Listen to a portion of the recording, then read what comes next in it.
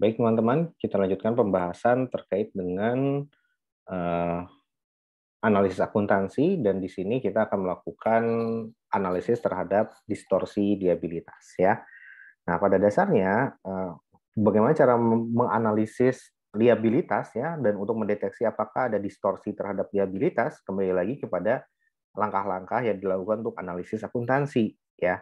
Jadi apakah kita tetapkan liabilitas tersebut ada distorsi atau tidak? Ya, pertama berarti harus melakukan langkah pertama gitu ya. Ya, financial ratios-nya apakah janggal atau tidak gitu ya. Jadi lebih ke arah common size analysis dan kawan-kawan ya. Jadi common size dan kawan-kawan dilihat. Kemudian yang kedua, dan dilihat trennya ya, tren dari debt to equity rasionya dari suatu perusahaan apakah dia naik atau tidak gitu ya. Nah, kalau naik berarti secara signifikan, wah ini janggal gitu ya. Nah, maka itu bisa kita hati-hati. Oh, ini kita tandain dulu. Nah, barulah nanti kita bisa analisis lebih dalam. Nah, ini jadi analisis awalnya. Kemudian baru setelah itu kita masuk ke tahap accounting analysis ya. Ada beberapa tahap ya. Yang pertama kita akan melihat dulu bagaimana dari prinsip akuntansinya ya, principle ya, principle of accounting-nya itu apakah ya dia dipakai di PSAK berapa gitu ya, PSAK-nya ini relate ke PSAK. Nah, kemudian di PSAK tersebut liabilitas misalkan ini tentunya di PSAK 71 ya, kalau liabilitas tersebut termasuk ke dalam kewajiban liabilitas keuangan ya. Nah, kemudian dilihat juga dari PSAK tersebut apakah memberikan fleksibilitas ya, fleksibel. Artinya bisa ada berbagai macam opsi untuk pencatatan gitu ya. Nah, contohnya seperti leasing dan sebagainya, bisa finance lease, bisa operating lease. Nah, berarti kan fleksibel. Yang ketiga, barulah kita lihat dari fleksibilitas yang diberikan standar, ya bagaimana accounting strategi yang dipilih gitu ya. Fleksibilitas bisa menetapkan operating lease atau finance lease gitu ya. Nah, maka strategi yang dipilih oleh perusahaan yang sedang kita analisis itu gimana? Nah, ini bisa dicek ya. Strateginya bisa kalian cek di laporan prospektus ya, atau kalau bukan prospektus di laporan tahunan ya, di annual report. Nah, seperti itu ya. Nah, prospektus tentunya prospektus terbaru. Biasanya prospektus itu terbit ketika ada right issue atau penerbitan saham tambahan atau initial public offering seperti Bukalapak, atau dia menerbitkan yang namanya obligasi gitu ya. Nah, seperti itu. Jadi kalau ini kan berkaitan dengan saham, nah satu lagi obligasi. Nah, biasanya ada prospektus itu terbit ya. Nah, silakan dilihat terkait dengan liabilitasnya bagaimana strategi yang dipilih gitu ya. Nah, baru dari situ setelah tahu nih dari strategi yang dipilih dari laporan tahunan gitu ya. Kemudian ditelusuri ke CALK-nya gitu, disclosures-nya. Nah, disclosures-nya apakah lengkap atau tidak gitu ya, apakah lengkap atau tidak. Nah, seperti itu. Jadi pada dasarnya di sini kita akan melihat lebih dalam, dan targetnya adalah liabilitas gitu ya, liabilitas dari akun yang sedang kita analisis dari suatu perusahaan. Nah, terus lengkap nggak tuh gitu ya strateginya, misalkan finance list ya dan kawan-kawan ya. Nanti berarti kalau PSK 71 ada namanya CPKN ya, cadangan cadangan apa namanya, dana cadangan yang disiapkan untuk apabila terjadi kerugian dan sebagainya gitu ya. Nah, terus udah gitu apakah eh, dari strategi yang dipilih berdasarkan laporan tahunan tersebut, nah tercantum di CLK-nya, disclosure-nya lengkap atau tidak gitu CLK-nya. Nah, seperti itu. Nah, kalau sudah lengkap, oke, bisa kita pahami bahwa kebijakannya ternyata memang detailkan lebih teknis di CLK, karena kan yang berkaitan dengan laporan keuangan. Nah, baru dari situ kita melihat, kita tetapkan apakah dari liabilitas yang sedang kita analisis ada distorsi atau tidak gitu ya.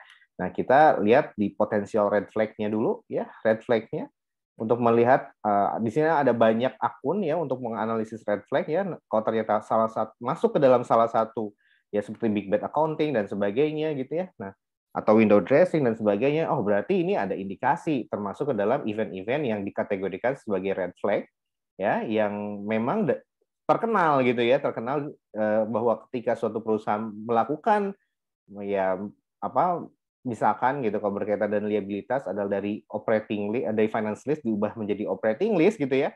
Nah, itu potensi red flag. Nah, jadi ketika kita fokus ke liabilitas, yang sering terjadi biasanya yang event-event atau peristiwa-peristiwa yang kalau di video sebelumnya kita sudah ada banyak gitu ya list yang termasuk peristiwa yang termasuk ke dalam red flag. Nah, biasanya itu memang yang sering terjadi dan berdasarkan pengalaman dari para analis ya. Nah, contohnya kalau terkait dengan liabilitas itu adalah operating list ya, operating list. Nah, kalau ternyata dia ada operating list, contohnya adalah prepaid ya, prepaid expense gitu ya. Kemudian juga contohnya adalah unearned revenue gitu ya. Nah, terus di sini nanti ada contohnya adalah rent expense ya. Lah, Pak, ini kok apa kaitannya dan liabilitas gitu ya. Nah, kalau finance list baru muncul nanti ya, dicatat di liabilitas sebagai list liability. Tapi kalau dia operating list, maka dia tidak muncul list liability-nya. Sehingga munculnya di prepaid rent gitu ya, atau rent expense gitu ya, atau unearned revenue. Nah, seperti itu. Nah, jadi pada dasarnya ini semua harus diwaspadai gitu. Oh, ternyata memang ada operating list ya. Dilihat lagi, oh ini biasanya para analis mengkategorikan itu sebagai red flag. Nah, maka hati-hati. Dilihat lagi kelengkapannya, strateginya dan sebagainya. Oh, dari situ kita bisa mendapatkan kesimpulan oh ini wajar atau tidak ya. Nah, baru nanti kita dibandingkan dengan peers ya. Dengan peersnya misalkan Bukalapak itu gimana tuh? Ya, strategi yang dipilih, kemudian juga misalkan si list ratio-nya, list ratio itu operating list per total list gitu ya, itu berapa? Nah, kalau ternyata wajar gitu ya, dia nggak jauh beda dengan peers, dan tidak terjadi distorsi ya, tidak jadi red flag gitu ya. Tapi kalau ternyata tidak wajar dan disclosure-nya juga nggak jelas, terus juga di laporan tahunannya informasinya minim, ya udah tandain aja itu red flag gitu ya. Nah, itu simpelnya. Nah, kalau dia red flag, maka siap-siap untuk melakukan undo accounting distortions ya. Nah, itu adalah langkah-langkah yang dilakukan dalam menganalisis distorsi terhadap liabilitas ya. Oke, jadi seperti itu kurang lebih penjelasan singkatnya. Nah, kemudian kita harus pahami bahwa apa sih motif dari suatu perusahaan melakukan mengutak-atik akun liabilitasnya gitu ya. Nah, di sini karena ya tadi adanya ambiguitas ya. Ambiguitas ini muncul ya karena memang nature dari si liability itu memang tidak jelas gitu ya. Ya, jadi ini liabilitas atau bukan ya. Jadi nature of transactions-nya gitu ya memang sifat dari transaksinya itu memang tidak jelas ya, karena liabilitas kan dikategorikan. Kalau di PSAK 71 sendiri dikategorikan ya, kalau kita belajar AKM ada yang certainty-nya di atas 90%, ada yang di atas 50 sampai 90, ada yang di bawah 50 gitu ya. Nah, ini kalau yang 50 ini maka dimasukkan sebagai provisions namanya ya. Kalau yang di atas 90 maka ini sebagai liabilitas gitu ya. Nah, kalau di bawah 50 maka ini namanya contingent liabilities ya, contingent, dan dia tidak dilaporkan di laporan keuangan ya yang induk ya, tapi dia nanti masuknya ke CLH ya, tidak dilampirkan di halaman muka laporan keuangan ya, tapi dilampirkan di CLH. Nah, kalau yang dua ini masuknya ke face of financial statement atau halaman muka laporan keuangan perusahaan. Nah, jadi memang secara nature agak susah gitu ya, judgmental sekali ya, dan timbul ambiguitas gitu ya. Nah, belum lagi gitu ya, meskipun dia certainty atau tingkat keterjadian bahwa kita akan menimbulkan gitu ya arus kas keluar di masa yang akan datang gitu ya, kan liabilitas itu harus dilunasi dengan duit gitu ya. Nah, bahwa kita di masa depan pasti akan melunasi kewajiban tersebut gitu. Berapa kemungkinannya? 90%. Nah, dari situ, oh oke, berarti ini timbul kewajiban, maka timbul liabilitas ya, karena di atas 90%. Dan kita lihat sifat dari transaksinya terkadang memang ambigu. Nah, contohnya adalah apa? Joint operations ya. Nah, joint operations ini contohnya adalah perusahaan ketika MRT ya, MRT Jakarta gitu ya, atau nah ini kan joint operations antara LRT deng, LRT ya. Ya MRT juga ya, tapi yang mungkin lebih kasat mata itu adalah Long Rapid Transit ya, yang menghubungkan Jakarta dengan Bekasi. Nah, ini kan urunan nih antara Wika, kemudian Adikarya dan kawan-kawan gitu ya. Nah, ini proyek penugasan dari pemerintah kalau tidak salah.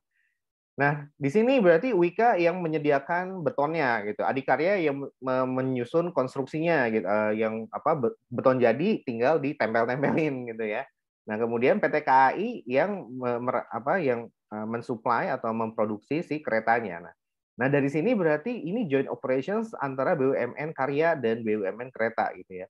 Nah, dari sini harus jelas kalau gitu kewajibannya milik siapa nih ketika masang beton belum lunas dan sebagainya gitu ya.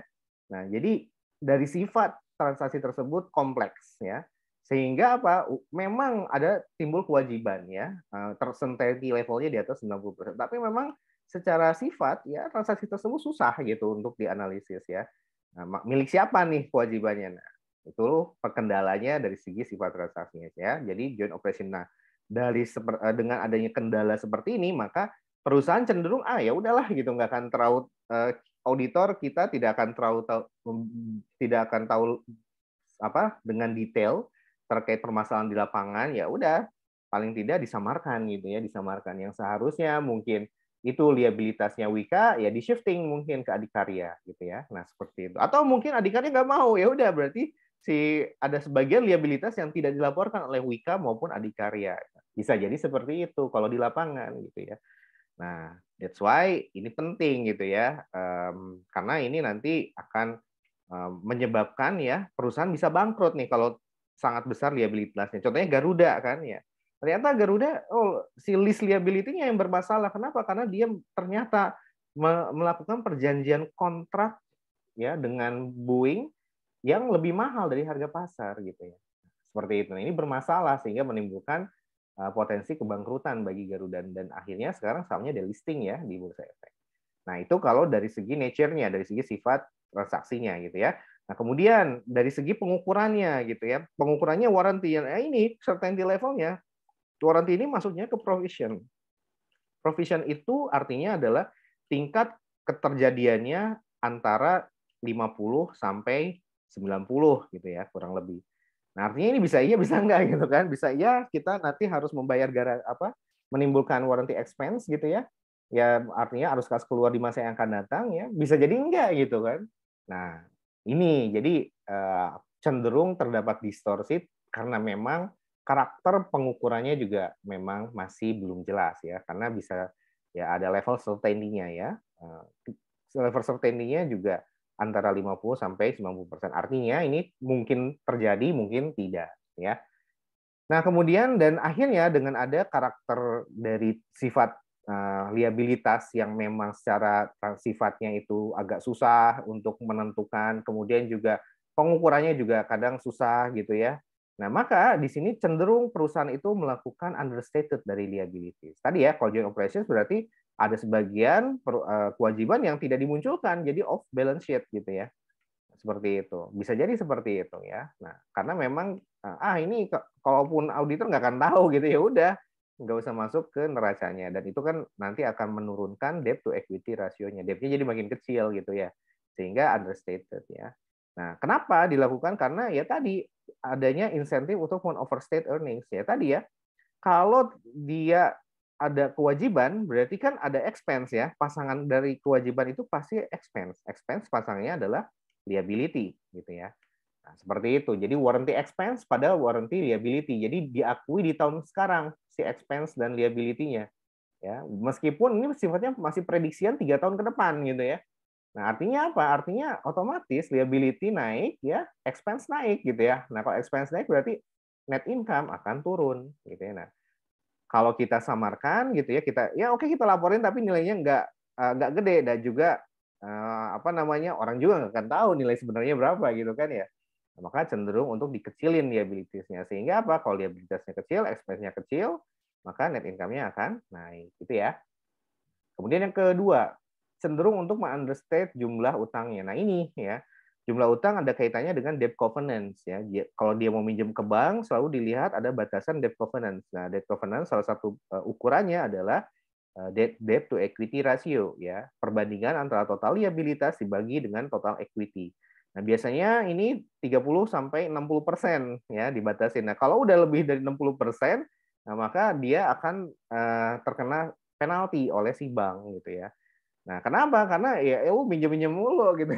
Lunasin dulu utang gue baru pinjam gitu kan ya. Nah, biasanya bank kan seperti itu. Nah, maka kalau cenderung dia ya kenapa dikecilin ya biar nggak terlanggar sih debt covenant ratio-nya ya. Seperti itu. Nah, kemudian yang ketiga, kenapa si liabilitas terdapat distorsi dan cenderung dikecilin gitu ya? Ya, karena difficulty in estimating the amount of future financial commitment. Nah, ini susahnya untuk mengestimasi ya. Ya, contohnya tadi ya, liabilitas tadi kan harus diestimasi berapa kira-kira klaim yang akan dilakukan oleh si pelanggan selama 3 tahun ke depan gitu ya. Nah, klaim ini kan berasal dari past history ya, historical information ya, atau transaksi historis. Tapi ya ini juga belum pasti ya. Transaksi historis menunjukkan bahwa dia adalah 2 sampai 3 kali perbaikan tiap tahun, 2 sampai 3 kali klaim tiap tahun. Tetapi kenyataannya di masa pandemi gitu ya, gadgetnya banyak yang rusak sehingga tingkat klaim naik gitu kan. Nah, itu bisa jadi salah satu faktor melesetnya estimasi liabilitas yang ditetapkan oleh perusahaan ya.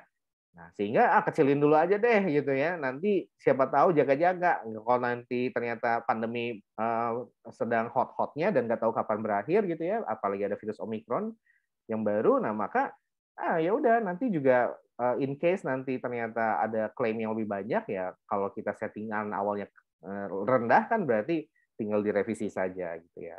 Nah kayak gitu akhirnya cenderung perusahaan untuk mengecilkan liabilitas karena ya memang dari segi pengukuran itu juga susah gitu ya.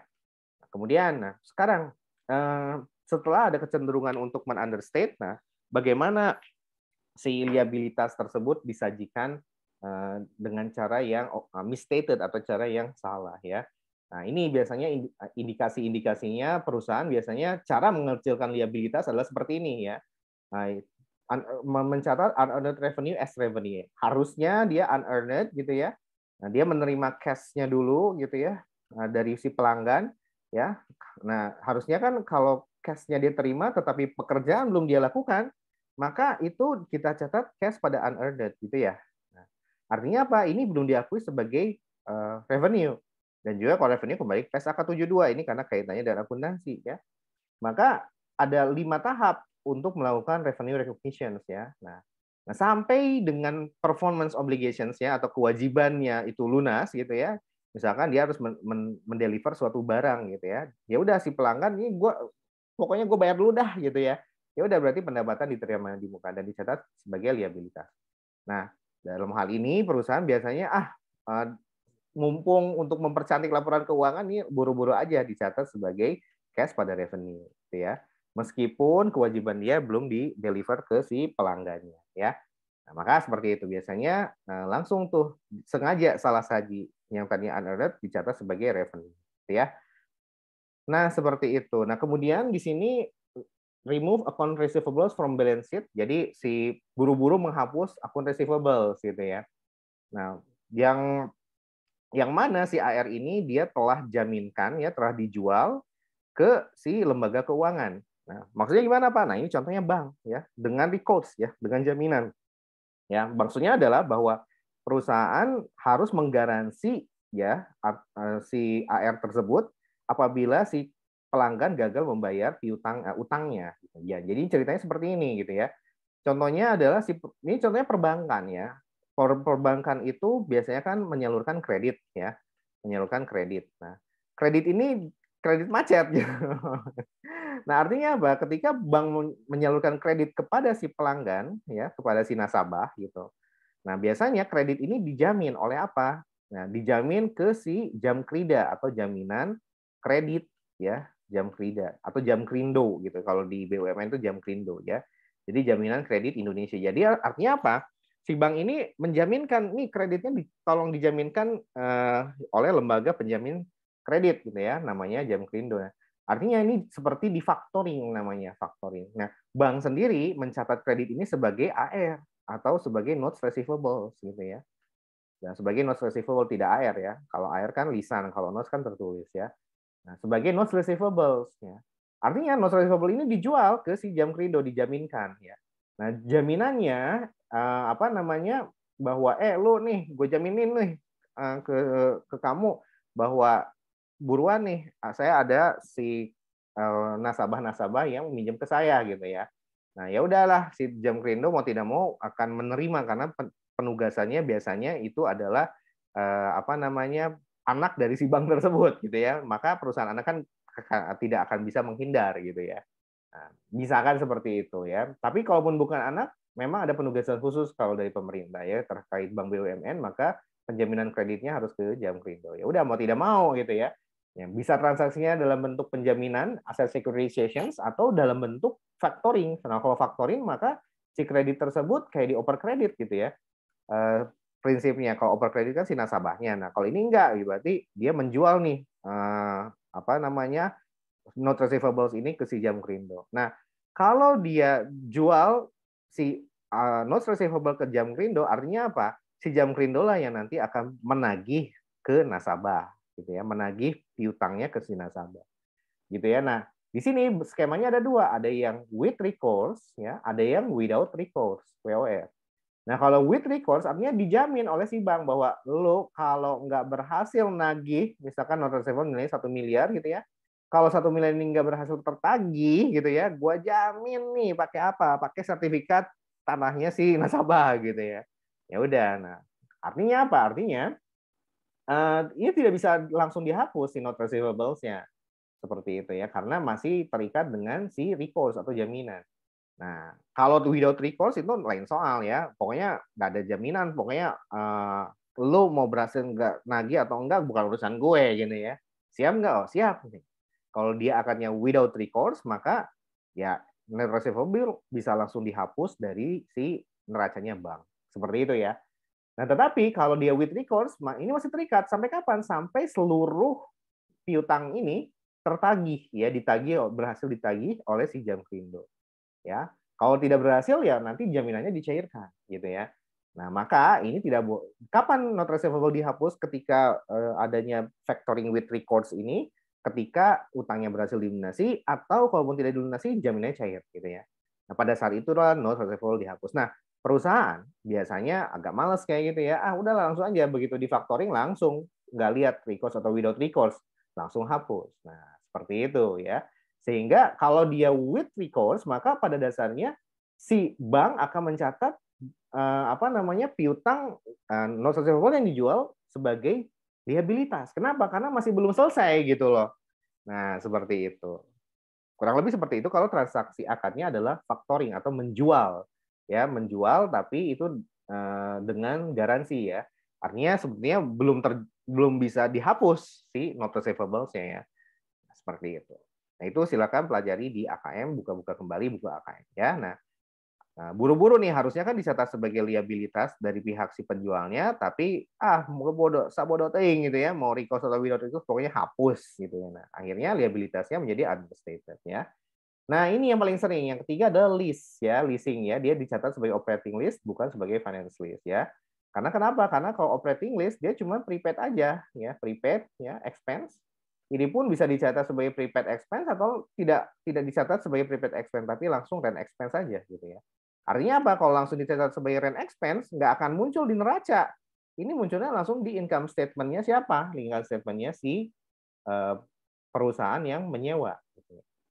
Nah, maka kalau finance lease kan beda lagi. Finance lease nanti si leasingnya ini dicatat sebagai lease liability pada bukunya si lesi atau si penyewa gitu ya. Si penyewa ini disebutnya sebagai lesi gitu ya. Seperti itu. Nah, kalau operating lease tidak muncul lease liability di bukunya si lesi ya. Artinya langsung bisa dicatat rent expense dan ini langsung muncul di income statement-nya si lesi. Nah, maka ada sebagian utang yang tidak dicatat di neracanya si lesi gitu ya. Nah, maka understated tuh ya. Nah, kayak gitu cara biasanya motif-motif atau bentuk-bentuk yang dilakukan. Jadi yang tadinya finance lease dicatat sebagai operating lease ya. Nah, sama pension liabilities understated. Nah, ini pension liabilities ini dengan adanya undang-undang ketenaga kerjaan ya dan dengan adanya PSAK tentang apa namanya pensiun ya, pensiun obligations ya. Maka ini menjadi wajib dilakukan oleh perusahaan yang masuk bursa ya. Sehingga apa? Kita harus menghitung berapa pension liabilities atas semua pegawai yang memenuhi kriteria tertentu. Ya, misalkan dia udah bekerja 5 tahun, maka berhak mendapatkan jaminan pensiun gitu ya, atau tunjangan pensiun atau uang pensiun ketika nanti memasuki umur pensiun. Nah, maka kita present value kan ya liabilitas yang akan dibayarkan di usia 65, sekarang usianya 30 misalkan ya. 65 kebanyakan ya, usia 55 gitu ya. Nah, kita hitung berapa di hari ini. Nah, ini maksudnya nanti ke pensiun liabilities. Nah, ini yang menimbulkan neraca itu nggak cakep. Kenapa? Gede banget gitu karena adanya pensiun liabilities gitu ya. Nah, maka perusahaan cenderung ya udahlah, karena memang untuk menghitung defined benefit obligations atau pensiun liabilities ini susah gitu ya. Ya, main-main aja ya dalam cara dengan menggunakan teknik perhitungan yang tentunya akan menguntungkan si perusahaan ya. Nah, itu sangat memungkinkan sekali ya. Nah, itu adalah bentuk-bentuk distorsi yang terjadi di